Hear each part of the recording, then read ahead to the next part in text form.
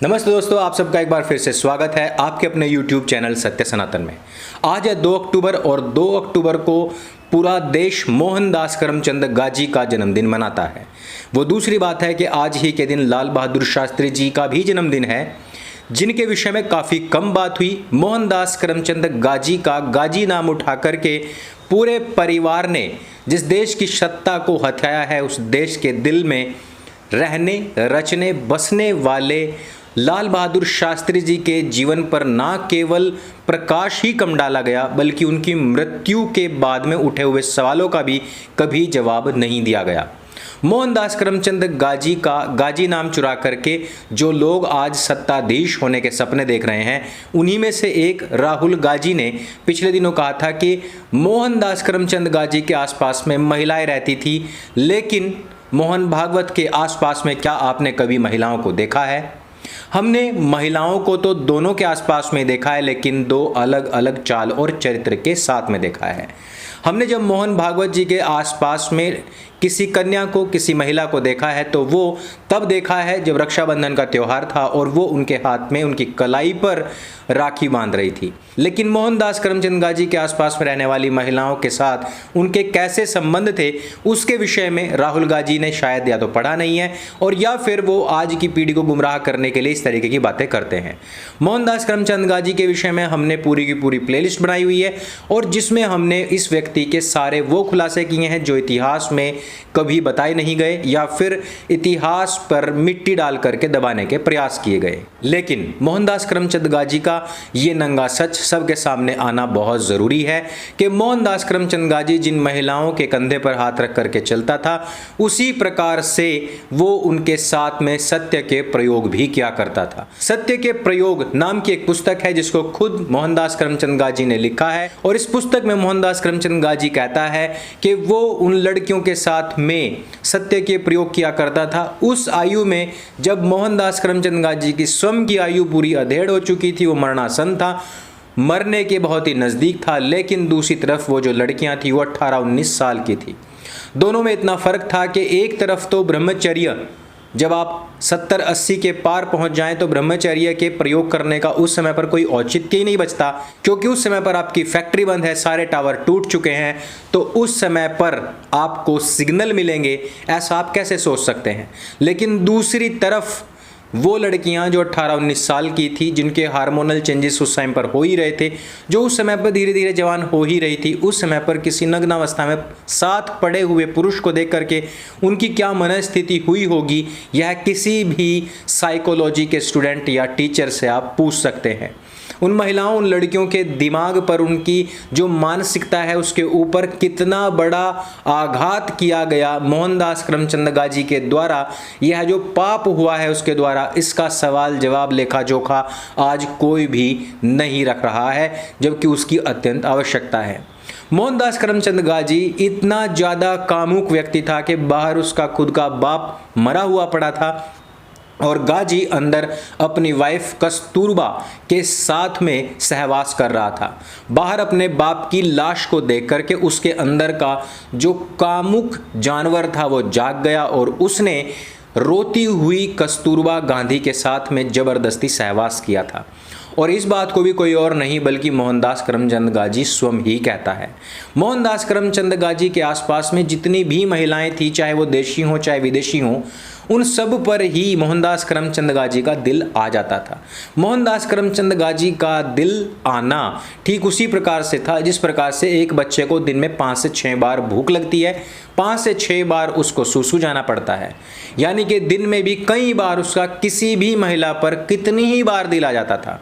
यहाँ तक कि कुछ लोग तो ये भी कहते हैं कि उनका दिल काफ़ी बार बकरी पर भी आया, और बकरी से उनको अनन्य प्रेम था।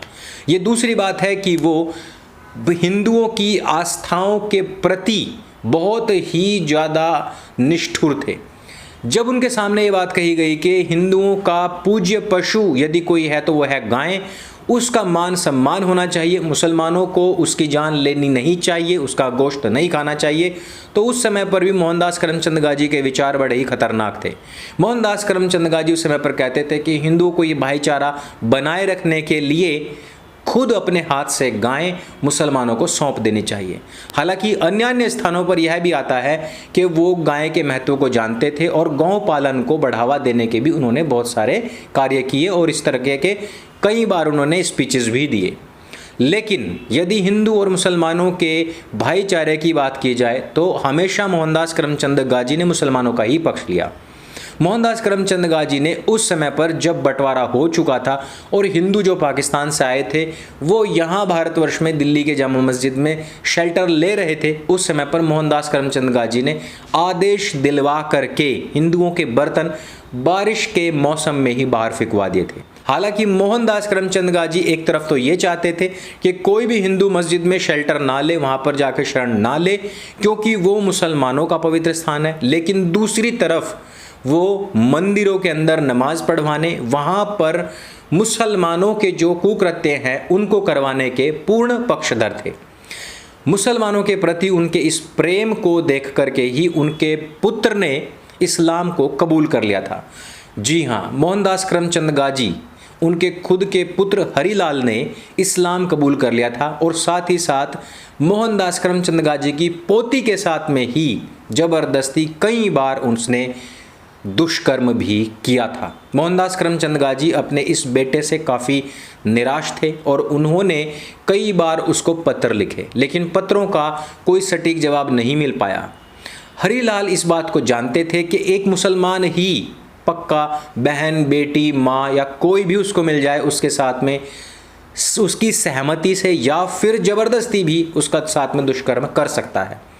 बहुत कोशिशों और बहुत मेहनत के बाद में कस्तूरबा गांधी ने आर्य समाज पहुंच करके उनसे गुहार लगाई। उसके बाद में इस व्यक्ति के साथ में डिबेट की गई, उसको हराया गया और उसका शुद्धिकरण कराया गया।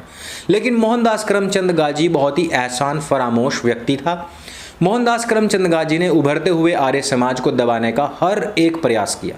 यही नहीं, जिस समय पर स्वामी श्रद्धानंद जी ने लाखों हिंदुओं की घर वापसी कराई थी, शुद्धिकरण कराया था, उसके बाद में उन्होंने उसी जामा मस्जिद में खड़े होकर के वेद मंत्रोच्चारण किया था।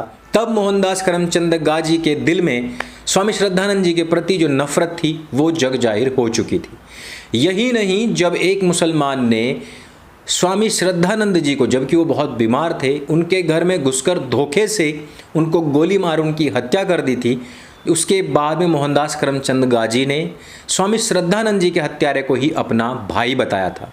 और यही नहीं, उसके लिए लॉयर्स भी तैयार किए थे। यह तो कांग्रेस की परंपरा रही है कि धर्म या देश के खिलाफ बोलने वाले, उनके खिलाफ लड़ने वाले लोगों को हमेशा ही कांग्रेस ने वकील प्रोवाइड कराए हैं, सारी सुरक्षा मुहैया कराई और बड़े बड़े पदों पर उनको आसीन कराया है। चाहे वो मोहनदास करमचंद गाजी हो, चाहे चाचा नेहरू हो, चाहे इंदिरा गाजी हो, चाहे राजीव गाजी हो, चाहे सोनिया हो या फिर अब राहुल प्रियंका गाजी हो।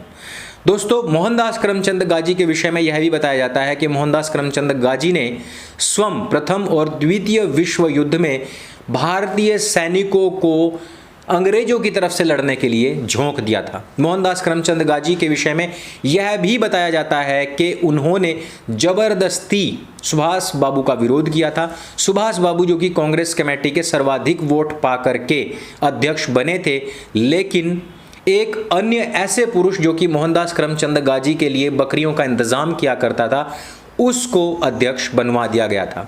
यही नहीं, मोहनदास करमचंद गाजी में एक और बड़ी कमी थी जिसका दंश हम आज तक झेल रहे हैं, और वो था सर्वाधिक वोट पाने के बावजूद सरदार पटेल को प्रधानमंत्री ना बनाना, उसके विपरीत केवल एक वोट पाने वाले चाचा नेहरू को प्रधानमंत्री पद के लिए मनोनीत करना। उसके बाद में हमने देखा किस प्रकार से भारत का बंटवारा भी हुआ, कश्मीर का बड़ा हिस्सा भी गया, और यही नहीं, चाचा नेहरू की वजह से ही हमारे राम मंदिर को भी 70 साल तक का लंबा इंतज़ार करना पड़ा, क्योंकि उस समय पर सरदार वल्लभ भाई पटेल और राजेंद्र प्रसाद जी ये जानते थे, ये मानते थे और चाहते थे कि हमारा खोया हुआ वैभव और टूटे हुए जितने भी मंदिर हैं उनकी पुनर्स्थापना होनी चाहिए। आज तक हमारे देश के अंदर जो सेक्युलरिज्म का कीड़ा हमारे देश को धीरे धीरे खोखला करता रहा, उसके पीछे गाजी नेहरू की जोड़ी, इन दोनों का बड़ा ही स्थान है। यहां तक भी लोग कहते हैं और इतिहासकार इस बात को मानते हैं कि अगर मोहनदास करमचंद गाजी और नेहरू ना होते तो हमारे देश का बंटवारा भी ना होता और हमारा देश सेक्युलर देश ना होता। आप लोग ये भी जानते हैं कि बंटवारा हुआ ही धर्म के आधार पर था, लेकिन मुसलमानों ने अपने देश अलग कटवाने के बाद उनको इस्लामिक देश बनाया। लेकिन चाचा नेहरू के ऊपर सभी हिंदुओं का दबाव होने के बावजूद, सभी सांसदों का दबाव होने के बावजूद भी इसको हिंदू राष्ट्र नहीं बनाया गया और उसका दंश भी हम आज तक झेल रहे हैं। आज भी हमारे देश में इस्लामिक घुसपैठ और उनके षड्यंत्र देश को तोड़ने के कुकृत्य इसी प्रकार से जारी हैं जिस प्रकार से इस्लाम की स्ट्रैटेजी है दूसरे यानी कि गैर इस्लामिक देशों के खिलाफ। मोहनदास करमचंद गाजी के विषय में विषय तो बहुत सारे हैं, लेकिन आज इस वीडियो में सिर्फ इतना ही। आज गाजी का बर्थडे है। बर्थडे पर इससे बड़ी सप्रेम भेंट सत्य सनातन अंकुर आर्य की तरफ से नहीं हो सकती थी। आप सबने इस वीडियो को देखा, सुना और इन फैक्ट्स को जाना। आप इनको क्रॉस चेक भी कर सकते हैं। वीडियो अच्छा लगे, जानकारी से भरपूर लगे तो उसको सबके साथ में शेयर अवश्य करें। मेरे संग बोली सत्य सनातन वैदिक धर्म की जय। जय हिंद, वंदे मातरम।